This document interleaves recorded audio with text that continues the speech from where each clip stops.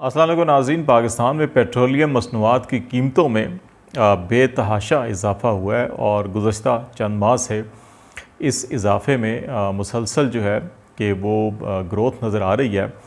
लेकिन अभी लास्ट जो इंक्रीज़ हुआ है 15 अक्टूबर को, जो हर 15 दिन बाद हुकूमत नज़रसानी करती है, कीमतों का जायज़ा लेती है इंटरनेशनल मार्केट के तनाज़ुर में, तो ये इजाफ़ा जो है कि ये यकदम से 10 रुपये से ज़्यादा जो है ये डीज़ल और पेट्रोल की कीमतों में इजाफ़ा जो है इसमें हो रहा है।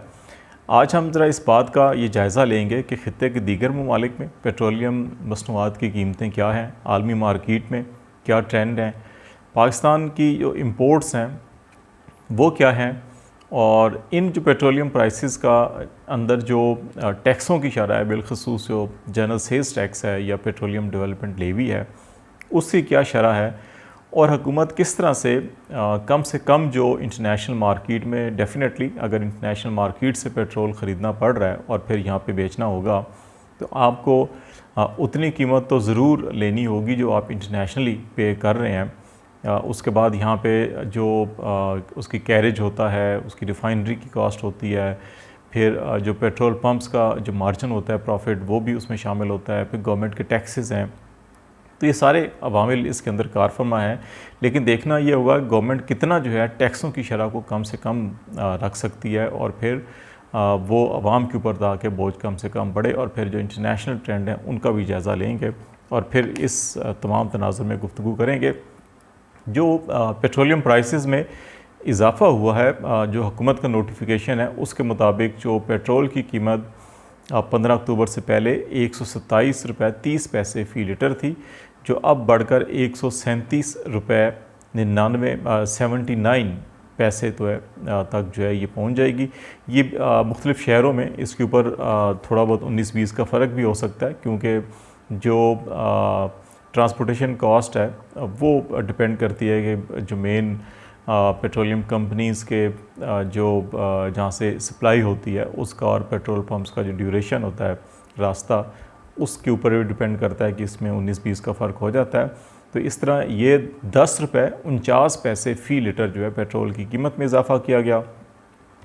हाई स्पीड डीज़ल की कीमत 122.04 थी रुपए में, और जो अब बढ़कर 134.48 पैसे 134 रुपये 48 पैसे फ़ी लीटर होगी।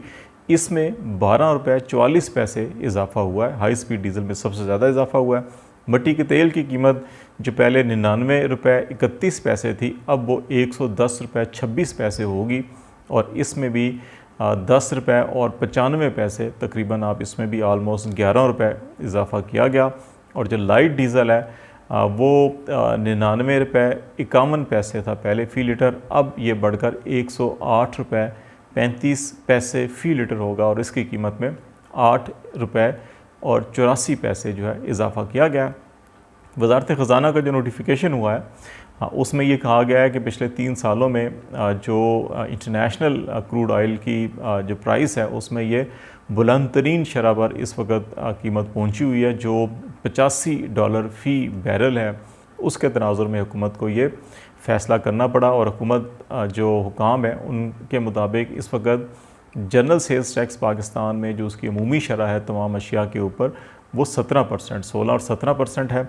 लेकिन जो पेट्रोलियम मसनूआत हैं इन पे जो जनरल सेल्स टैक्स है इसकी शरह जो है कि वो बाज़ जगहों के ऊपर 10% है, बाज़ जगहों के ऊपर 11% है, और बाज़ जगहों के ऊपर 1% से भी कम है। और ये गवर्नमेंट क्लेम करती है कि वो इसलिए किया गया ताकि आवाम को ज़्यादा से ज़्यादा रिलीफ जितना भी हो सके फराहम किया जा सके। जो FPR का नोटिफिकेशन था आखिरी, उसके मुताबिक जो पेट्रोलियम प्राइसेस हैं उनमें जो जनरल सेल्स टैक्स की शरह है वो 10.54%, मतलब 10.5% जो है उस पर सेल्स टैक्स वसूल किया जाता है। हाई स्पीड डीज़ल के ऊपर 11.64% जो है तकरीबन आलमोस्ट ये भी 11.5% general sales tax high speed diesel से हासिल किया जाता है। मिट्टी के तेल पर जो जनरल सेल्स टैक्स की शरह है वो निस्बतन कम है पेट्रोल से भी और हाई स्पीड डीज़ल से भी। ये 6.7% जो है मिट्टी के तेल पर जनरल सेल्स टैक्स हासिल किया जा रहा है, और लाइट डीज़ल जो है इसकी 1% से भी कम सेल्स टैक्स की शरह है। ये 0.20 8% जो है ये सेल्स टैक्स हासिल किया जा रहा है। तो इसके बाद ये कीमतें हैं। और अब ये ज़रा देखना होगा कि जो रीजन में इस वक्त जो सूरत हाल है वो क्या है।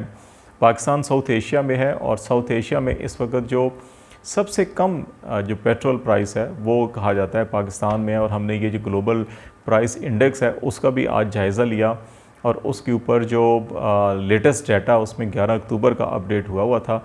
तो उस वक्त जो रीजन के अंदर जितने ममालिक हैं इनका अगर ग्लोबल प्राइसेस के अंदर तनाजुर उसके अंदर जायज़ा लिया जाए तो ये 168 ममालिक का डाटा था। उसमें से पाकिस्तान में 29वां नंबर पाकिस्तान का है। पाकिस्तान से ऊपर जो हैं 28 ममालिक थे जहाँ पे पेट्रोल पाकिस्तान की निस्बत सस्ता इस वक्त फ़रोख्त हो रहा है। इन 28 ममालिक में आलमोस्ट ये सारे वो ममालिक हैं जहाँ पे पेट्रोलियम मसनूआत और बिलखसूस जो तेल की पैदावार है वहाँ पे हो रही है।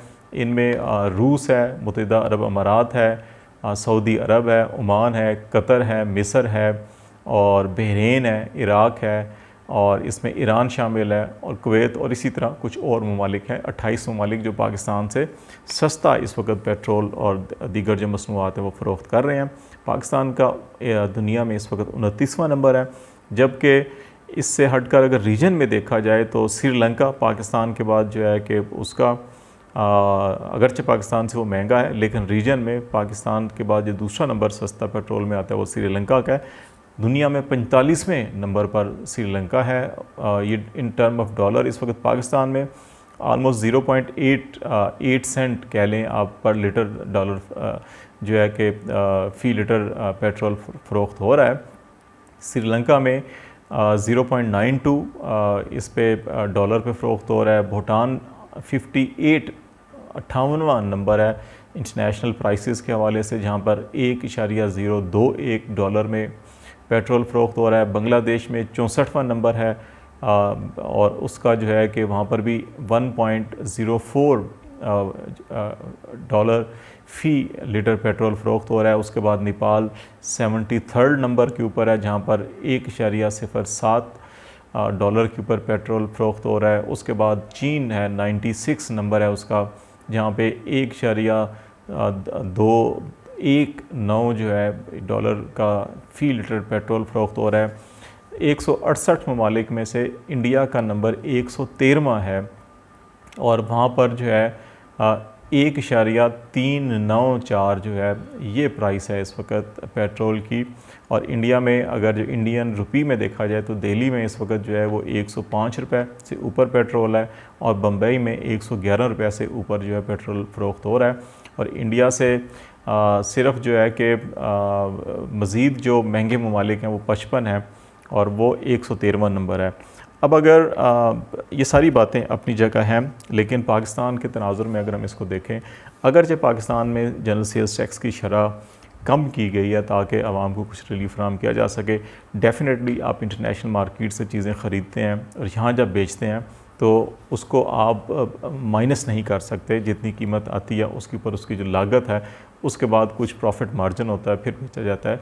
लेकिन पाकिस्तान की जो मईशत का अगर जायज़ा लिया जाए, जो कर्ज़ों में जकड़ी हुई है इस वक्त, और ये कर्ज़े सिर्फ जो है कि पिछले 2-3 सालों के अंदर नहीं बल्कि ये कर्ज़े मुसलसल पिछली 4-5-6 दहाइयों में जिस हिसाब से लिए गए, जिस बेढंगे हिसाब से लिए गए और जिस बेतरतीबी के साथ इस्तेमाल किए गए, कोई प्रोडक्टिविटी के अंदर इस्तेमाल नहीं हुए। हमेशा हमने कर्ज़ा लिया कर्ज़ा उतारने के लिए, कर्ज़ा लिया फाइनेंशियल सपोर्ट के लिए। हमने प्रोडक्टिव जो मंसूबे थे उनके अंदर शायद कर्ज़े की जो पैसा था वो नहीं लगाया, जिसकी वजह से आज हमारी ये हालत हुई है कि हम सस्ता इलाके में सस्ता तरीन पेट्रोल बेचने के बावजूद जो है कि हमारी मैशियत दबाव में है।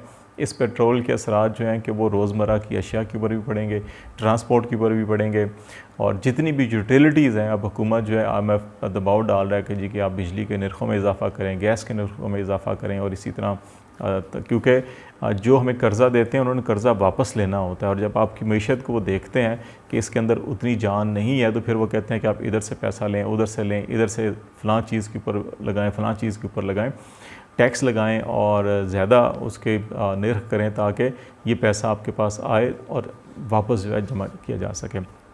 अब मामला है कि इस सारी सूरत हाल को निपटा कैसे जा सकता है।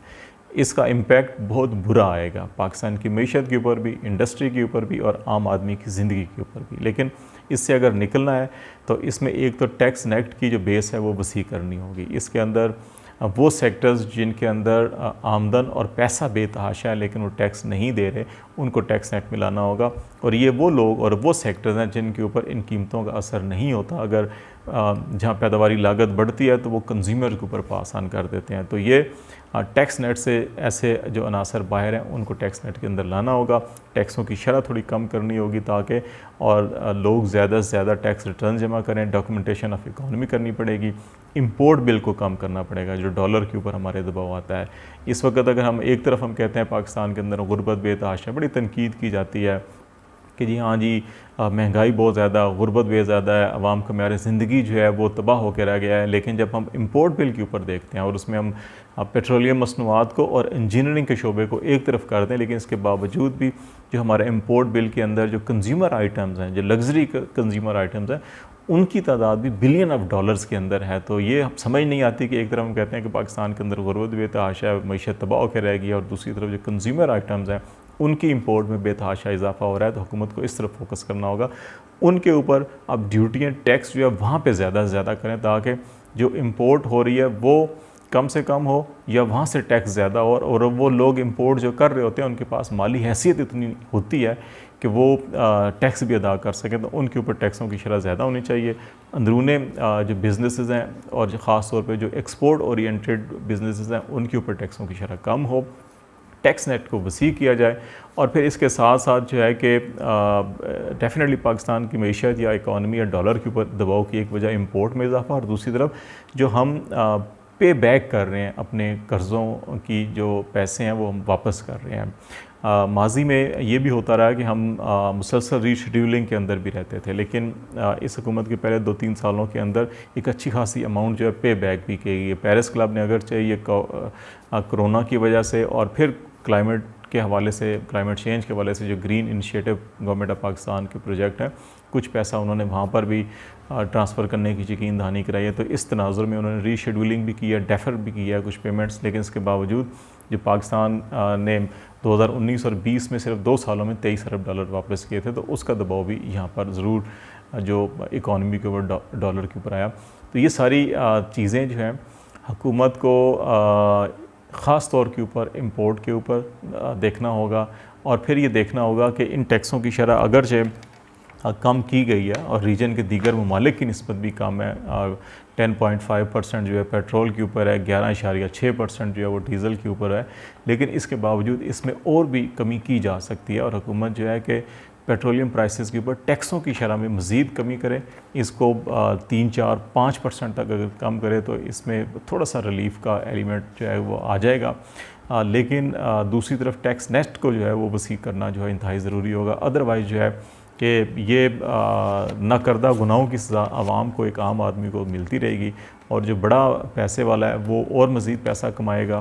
जो टैक्स नेट से बाहर हैं और पैसा कमा रहे हैं वो और पैसा कमाएंगे, और पैसा कमाते यहाँ पे हैं, लगाते मुल्क से बाहर पे हैं, और इंपोर्ट बाहर से करते हैं चीज़ें अपनी तमाम आसाइश ज़िंदगी की जो है, और वो भी अगेन जो डॉलर का आउटफ्लो होता है और फिर मुल्क की मैशियत की बरदुआ पड़ता है।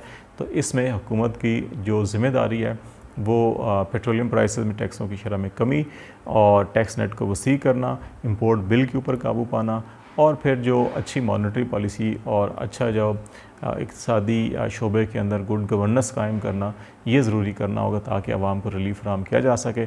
अदरवाइज़ ये जो बोझ है, ये यकीनन ये पेट्रोलियम जो अपोजिशन टर्म इस्तेमाल करती है जी कि पेट्रोल बम जो है आवाम पर गिरा दिया गया या बिजली गिरा दी गई है बिजली की कीमतों में इजाफा करके, तो यकीनन इस किस्म के इजाफे आवाम के लिए पेट्रोल बम और बिजली से कम नहीं होंगे। हुकूमत को चाहिए कि वो आवाम को हकीकी मानों में रिलीफ देने के लिए इन अमूर पर भी ज़रूर तवज्जो दे, ताकि टैक्सों की शरह एक तरफ जो है कि कम हो और टैक्सों में नेट में इजाफा और आवाम को जो है रिलीफ दिया जा सके।